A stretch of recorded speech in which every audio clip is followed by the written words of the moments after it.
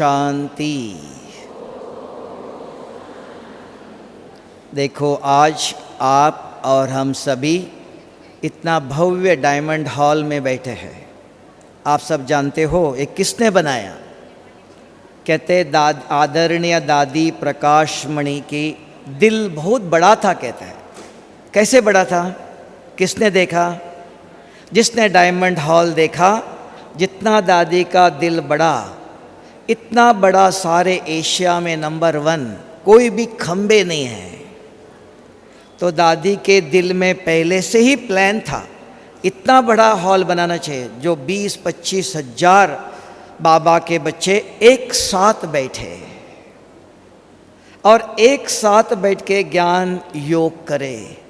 तब कहते हैं संगठन की शक्ति।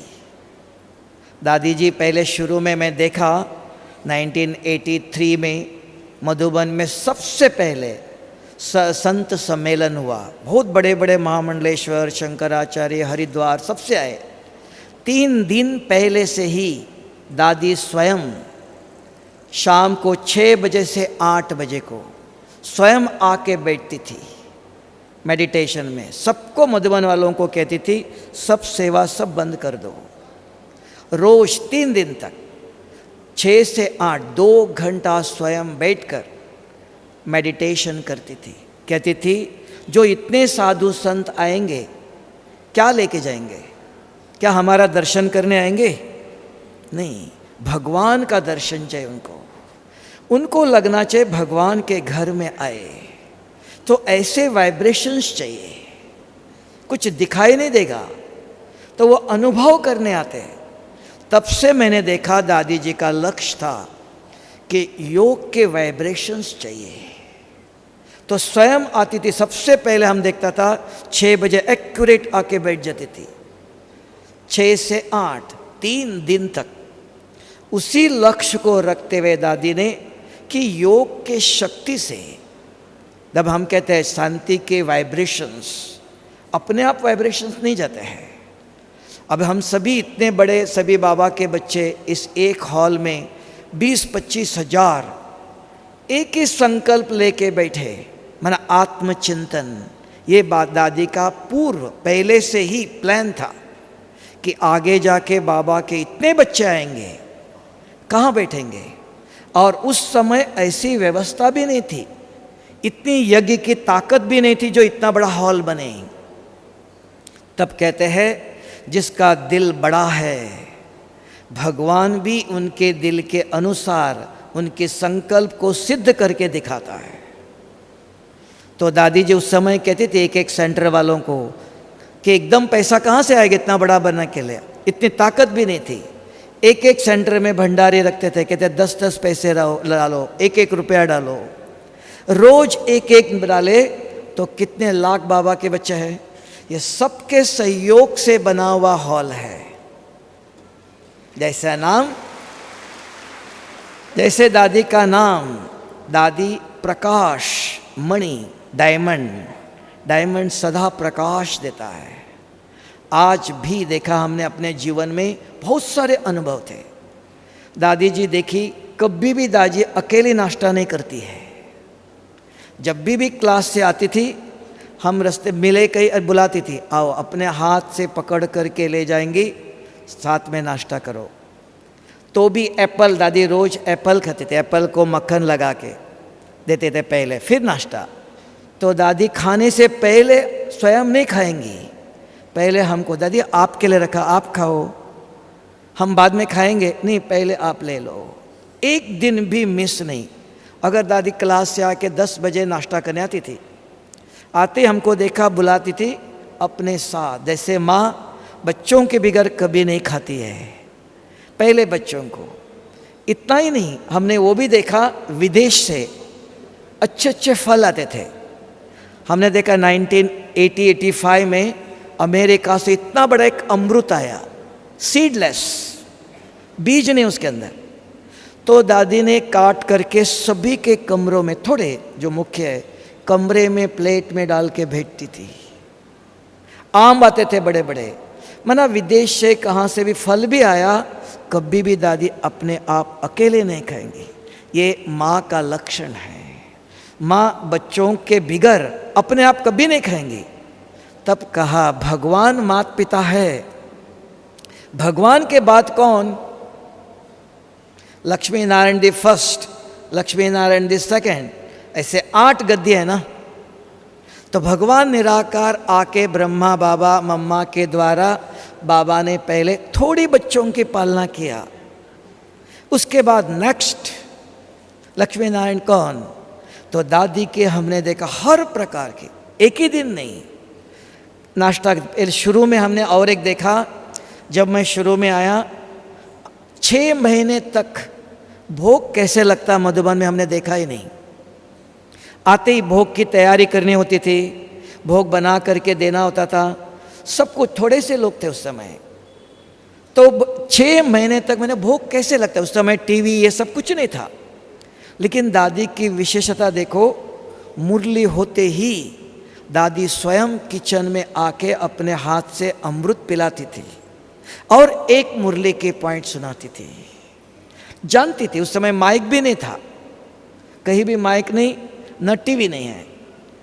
हाँ, इनको ये सेवा के लिए इधर है।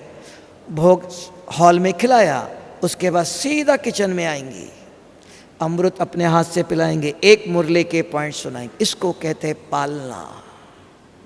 ऐसे नहीं अपना काम हो गया, हमने मुरली सुनाया, भोग लगाया, हो गया, काम करने वाले कर रहे हैं, नहीं, हर एक के प्रति ध्यान। तब कहते हैं सभी को लगता है कि दादी हर चीज़, हर एक पर, इतना भी ना, मैंने बहुत दफ़ा कोशिश किया, कभी कभी मीटिंग होती है, मीटिंग में बात कर रहे, कुछ चलता है, हम देखता हूँ ऐसे पर्दा लगा हुआ है, ऐसे जाता हूँ, बिजी है क्या देख लो। देखा अगर कहीं दादी की नज़र गई, बुलाएंगे मीटिंग के बीच में ही, दादी मैं बाद में आता हूँ, बाद नहीं बोलो, बीच में बताओ।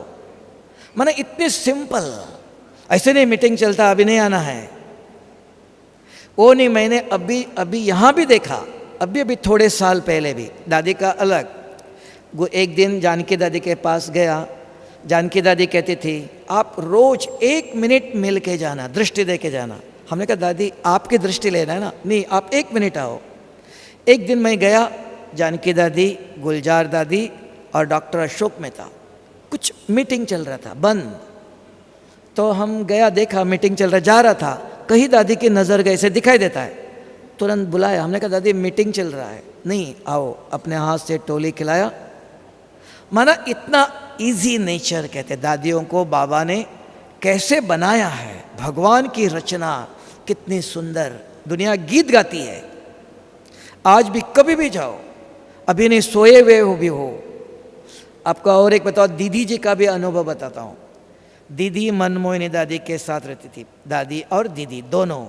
बाबा सब लोग कहते एक आत्मा 2 शरीर। कुछ भी दादी को बताओ, दादी कहती दीदी को बताना पहले। अगर दीदी को कुछ बताओ, कहेंगे दादी को बताया, दादी को। तब तक दोनों आपस में कोई भी बात। दीदी के अंदर एक विशेषता थी, परखने की। एडमिनिस्ट्रेशन में बहुत अच्छी तरह से जानती थी, किसी को देखते ही पता चलती है कौन है, इसका जीवन का लक्ष्य क्या है, सब कुछ परखती थी। तो कैसे परखने की शक्ति मैं आपको बताओ, परीक्षा लेती थी। एक दिन शुरू में दीदी के पास 5 सोने के लॉकेट बन के आए, किसी ने चेन और शुभ बाबा का, 5 थे। दीदी ने मुझे बुलाया, कहा इसको अलग अलग प्लास्टिक में पैक करके मुझे देना। लेके आया, प्लास्टिक में डाला, पैक किया और दीदी को देने गया।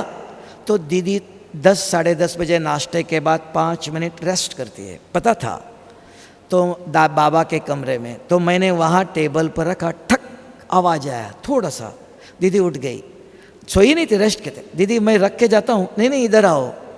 दीदी उठ के आई, खोला, ये तो बहुत अच्छा किया, तो ये आपके गले के लिए। दीदी मैं कभी सोना नहीं पहनता हूँ, आज तक मैंने पहना नहीं, आपने नहीं पहना, लेकिन दीदी पहनाती आपको। तो भी मैंने कहा दीदी मैं पहनता ही नहीं चाहिए करके गया। बाहर आने के बाद एक विचार आया कि ये मेरी परीक्षा थी, कहीं सोने की चीज कुछ देखकर आपके अंदर भी कोई इच्छा है? परीक्षा लेती थी दीदी भी इतना एडमिनिस्ट्रेशन में। क्यों? राजा जो गद्दी पर जाता है, वस्तु, व्यक्ति, वैभव, मान, शान, इन सब को जितने जीता है वही राज गद्दी पर बैठ सकता है। नहीं तो मनुष्य के जीवन में वस्तु, मुझे ये बैच चाहिए, ये चाहिए, ये कहानी सुनते थे। मैनेजमेंट में कहानी सुनाते हैं। किसी एक को कहा या गद्दी पर जाके बैठो, सिंहासन पर गया, सोना देखा, वहाँ ही अटक गया। किसी को रसगुल्ला रखे, उसको देखते ही वहाँ चिपक गया। तो वहाँ तक कौन जाता है? तो परीक्षा होती है। वस्तु, आज भी हमारे अंदर कोई वस्तु को देखते ये बहुत सुंदर है, ये चाहिए, अटक जाते हैं। व्यक्ति बहुत सुंदर है, किसी का भाषण बहुत अच्छा है। अभी 2-3 दिन पहले बाबा ने मुरली में बहुत सुंदर एक बात बताई। बच्चे, शुभ बाबा आके ज्ञान सुनाता है, क्या देता है? उससे क्या मिलता है? राजाई मिलती है। और किसी का आप ज्ञान कुछ सुनेंगे, बहुत अच्छा भाषण था, बहुत अच्छा था, क्या देंगे? क्या मिलेगा? कुछ मिलेगा? राजाई देंगे? नहीं। एक भगवान सारे कल्प में एक ही दफा ब्रह्मा मुख द्वारा आकर के जो ऐसा ज्ञान देता है, पतित आत्मा को पावन करता है। उसी का ये फल है। आज आप इतनी परिवार में रहने गृहस्थी, एक भी साधु संत ने, किसी ने भी गृहस्थियों को ब्रह्मचारी पवित्र रहो कहा?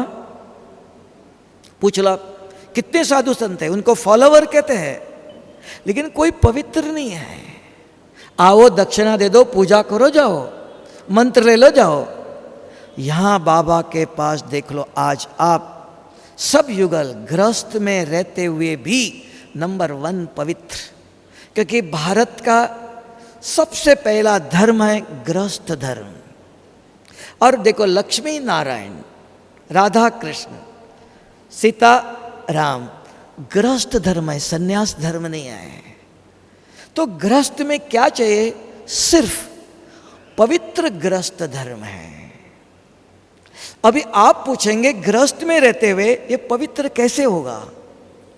अभी एक माता जी को सामने रखो, उसके साथ लक्ष्मी को रख दो, चित्र है, दोनों में किसको, कोई छोटे बच्चे को भेजो, वो किसको नमस्ते करेगा? किसको करेगा? दोनों ने साड़ी पहनी है, शरीर भी वही है, अंतर क्या है?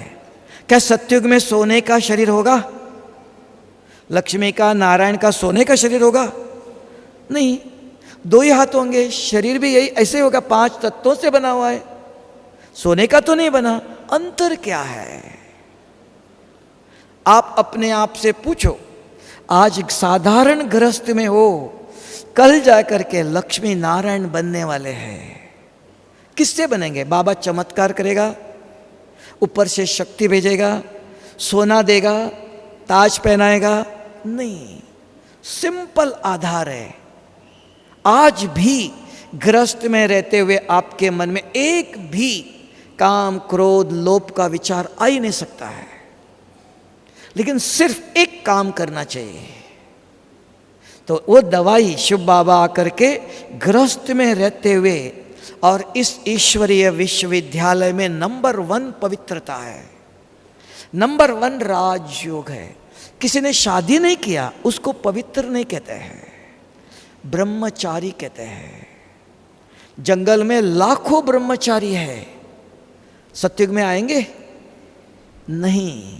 तो इस ईश्वरीय विश्वविद्यालय में, ब्रह्मा कुमारी आश्रम में पवित्रता क्या है? और नंबर 1 राजयोग है। 108 प्रकार की प्राप्तियां है। सिर्फ एक ही दिन करके देखना। अभी क्या हो गया, हम सुनते बहुत कुछ है, करना कम हो गया है। आज रात को ही आप सोएंगे, देखना एक भी बुरे स्वप्न नहीं आएंगे, एक ही दिन। तब बाबा ने कहा, मैं सेकंड में जीवन मुक्ति देने आया हूं। जीवन में रहो, सेकंड में, मुक्ति नहीं, जीवन मुक्ति का।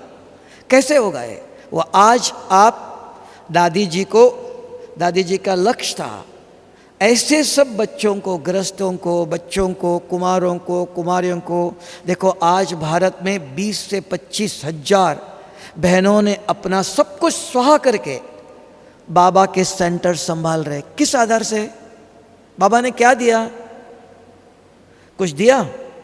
कैसे बने? कोई चमत्कार किया? किसी को मंत्र दिया? रोज एक ही मुरली, सबके लिए एक ही योग। आज अपने सब कुछ शरीर का सब सुख, जीवन, घर, देखो इतनी बड़ी शादी होते, माँ बाप, दहेज, सबका त्याग कर, एक दो नहीं, मिनिमम 20,000, ज़्यादा एक से डबल 40,000 बहनें होंगे आज शुभ बाबा के यज्ञ की सेवा कर रहे हैं। एक एक सेंटर में कम से कम 2-2 बहनें हैं। कितने सेंटर्स हैं? 8,000 गिनने में आता है। बाकी अनरजिस्टर्ड बहनें और भी कितने हैं। तो कहां से बल आया है? किसने दिया? तब बाबा ने आके, शिव बाबा ने इस धरती पर आके ऐसे अष्टरत्न पहले शुरू किया। देखो 300 बहनें थी शुरू में, छोटी छोटी। अब भी मैं लखनऊ गया था, वहां देखा, कहते गुलजार दादी 5 साल इस मकान में रही। गवर्नर का हाउस है, बहुत पुराना, चढ़ेंगे एक सीढ़ी इधर, एक सीढ़ी इधर, इतने ऊपर ऊपर सीढ़ी, इतना पुराना। 3 दफा गया मैं। पहले मम्मा भी 5-10 साल वहां रही, बाबा रहा, मम्मा रही, दादी रही, सब दादियां लखनऊ में। इतना पुराना, आज भी वैसे ही है। लेकिन अंदर जाओ, अभी इस साल उन्होंने एसी लगाया, कमरे को बहुत अच्छा किया। माना आप सोचो शुरू में कैसी सेवा किया, कहां से हिम्मत आई। आज आप अपने आप को सोचो, आज गृहस्थ में रहते हुए आप पवित्र कैसे रहते हो? किसने सिखाया? कौन सी शक्ति दिया? 2 ही चीज है। एक रोज की मुरली है ना, मुरली ही ये अमृत है। ये अमृत रोज पीते हो तो उनको आज बाबा ने कहा माया भी नजदीक नहीं आ सकती है। ये ज्ञान अमृत वो है, नाम का नहीं है। तब भगवान कल्प में एक ही दफा आता है और ऐसे अमृत देता, पिलाता है तो कितना 21 जन्म के लिए कभी भी माया का नाम, काम, क्रोध का नाम ही नहीं है। तो वो आज आप और हम सभी मिलकर आज एक दिन करके देखना, घर में भी सदाई। तो कहते वाइब्रेशंस, आज बाबा ने कहा शांति के वाइब्रेशंस कैसे जाएंगे? तो मैंने देखा घर में जाते उठते ही, घर में सवेरे उठते ही, सवेरे से शुरू करो, देखते ही पति सोया है, बच्चे सोए हैं, पति कहेगा मेरी युगल सोई है। सवेरे उठते आंखें खुलते ही कौन दिखाई देता है? शुरू में अगर घर को आज स्वर्ग बनाना चाहते हो, काम, क्रोध, लोभ से मुक्त करना चाहते हो, सिंपल राजयोग है। ब्रह्मा कुमारी आश्रम में ईश्वरीय विश्वविद्यालय में नंबर 1 राजयोग, कुछ नहीं है। औरों के प्रति शुभ सोचो। कैसे सोचो? सवेरे आंखें खुलते ही बेटा दिखाई देता है, शुभ बाबा ये मेरा बेटा नहीं, ये आपका बच्चा है, इस बच्चे को सद्बुद्धि दे दो। शुभ बाबा ये मेरी युगल नहीं, ये आपके बच्चे है, इस बच्चे को पवित्रता की शक्ति दे दो। मेरी माँ नहीं, पति, माताजी घर में है, पति दिखाई देता, मेरा पति नहीं, शुभ बाबा ये आपका बच्चा। प्रथम थॉट, फर्स्ट विचार, ये नंबर 1 पवित्रता है। एक बार सवेरे उठते ही मन में स्वच्छ विचार आए, ये पवित्रता है। अगर एक बार मन में आया, सारा दिन में मेरा इस दुनिया में कोई नहीं, किसी को भी देख लो, रास्ते पर आओ, कोई जा रहा है, कितना दिन खाना देंगे आप? कौन गरीब है? किसी को कुछ नहीं चाहिए, सिर्फ विचार। तब का संकल्प के अंदर इतनी शक्ति है। लेकिन आज हमारे संकल्प में शक्ति नहीं है। हमारा संकल्प शुभ बाबा से जोड़ना चाहिए।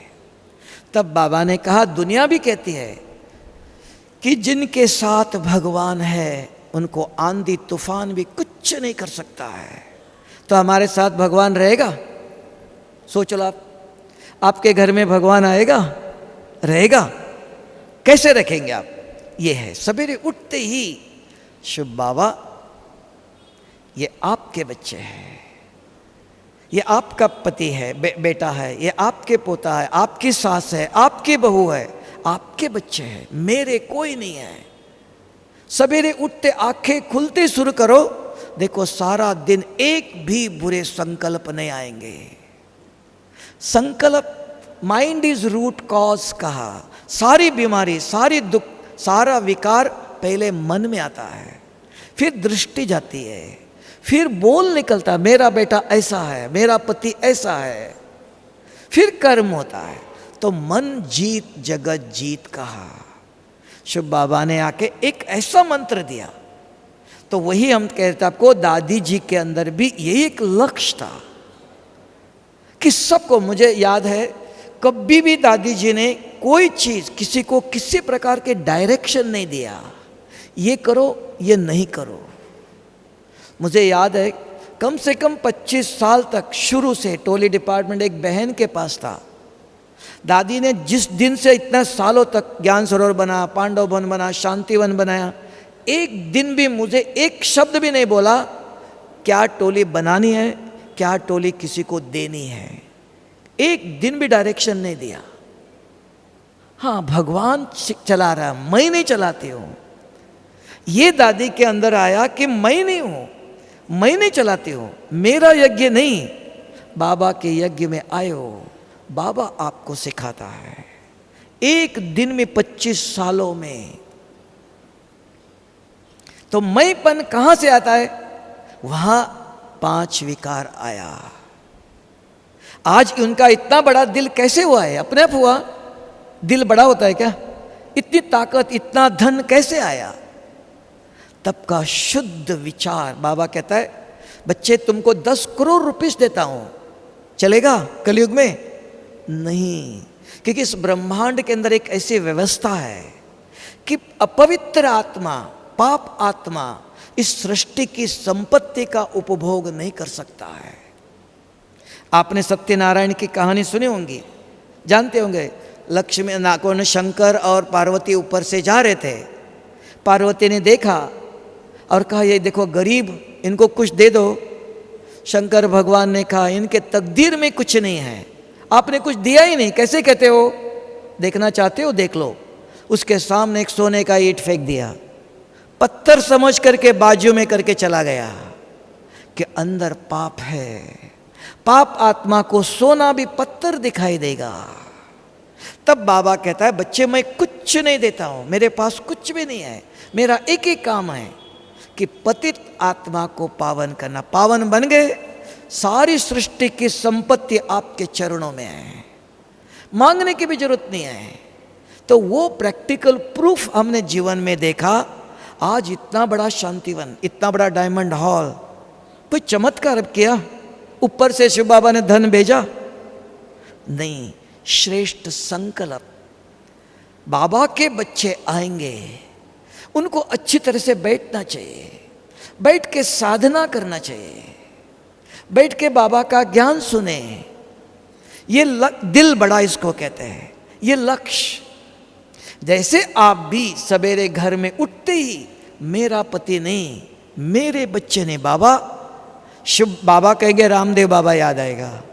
हाँ, कौन सा बाबा? शिव बाबा, ये याद रखना। बाबा के तो बहुत बाबा है ना। शिव बाबा ये आपका बेटा है, इस बच्चे को पढ़ाना बड़ा करना आपका काम है, मेरा नहीं, है ना। ये सवेरे उठते ही ये एक संकल्प मनुष्य को निर्विकारी बना देगा। नहीं तो मेरा कहा शुरू हो गया, मैं आया, मेरा पति, मेरी बहू, मेरा सास, मेरा बेटा आया, तो वहां काम, क्रोध, लोभ शुरू हो गया। सत्युग और अभी में अंतर क्या है? एक शब्द का अंतर। आप सोचना, सत्युग और कलयुग आज संगम पर अंतर क्या है? शरीर तो यही है, सोने का शरीर तो नहीं बनता है,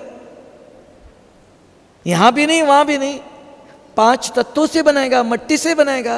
अंतर सिर्फ स्मृति, श्रेष्ठ स्मृति, श्रेष्ठ वृत्ति, श्रेष्ठ दृष्टि, श्रेष्ठ कर्म। तो एक मंत्र सीख के जाना यहां से, क्या?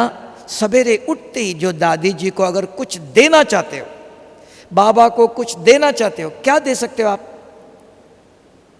क्या है? आज दादी जी के पुण्यतिथि पर आए हो, कुछ देना चाहते, किसी का बर्थडे पर जाते हो, कुछ दान करते हैं ना, हाँ, तो क्या देंगे आप? कुछ भी नहीं चाहिए। एक ही जो दादी जी का एक संकल्प था कि भगवान के बच्चे सभी मेरे नहीं, इनको सुख शांति देनी चाहिए। बाबा देगा नहीं, मुझे देना है।